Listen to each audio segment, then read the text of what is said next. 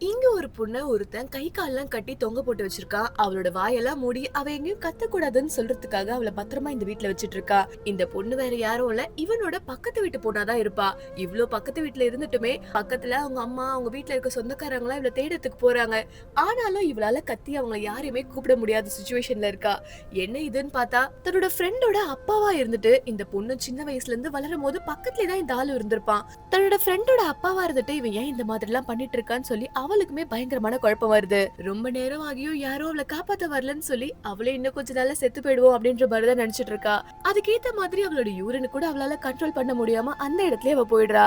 அவன் எப்படி இவளை கடத்துறதுக்கு கூட்டிட்டு வந்திருப்பான் அப்படின்னா, இந்த மாதிரி வீட்டுல ஒரு பப்பி வாங்கிட்டு வந்திருக்கேன், நீ வந்து பாக்குறியா அப்படின்ற மாதிரி அவளை கூப்பிட்டுருப்பான். இவளும் அதுக்கேத்த மாதிரி அந்த குட்டி நாயை பாக்கலாம்னு சொல்லிதான் வெளியே வருவா. அதுக்குள்ள பார்த்தா அந்த கதவுலாம் மூடி இவளை அடிச்சு கொடுமை பண்ணி இவளை இந்த மாதிரி கட்டி போட்டு வச்சிடுவான். இன்னொரு பக்கம் அவங்க அம்மாவும் தன்னோட பொண்ணை காணுமேன்னு சொல்லி போலீஸ் ஸ்டேஷன்லயும் கம்ப்ளைண்ட் கொடுக்குறாங்க. ஆனா வந்த போலீஸோ, ஏற்கனவே உங்க பொண்ணு இந்த மாதிரி ஓடி இருக்கால, இன்னும் கொஞ்ச நாள்ல அவளே வந்துருவா, நீங்க கவலைப்படாதீங்க அப்படின்ற மாதிரி சொல்லிடுறாங்க.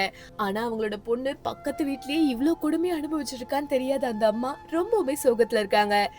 இந்த வீடியோட பார்ட் 2 கீழே லிங்க்ல இருக்கு, இதை கிளிக் பண்ணி பாருங்க. இந்த வீடியோ பிடிச்சிருந்தா மறக்காம லைக் அண்ட் சப்ஸ்கிரைப் பண்ணிக்கோங்க.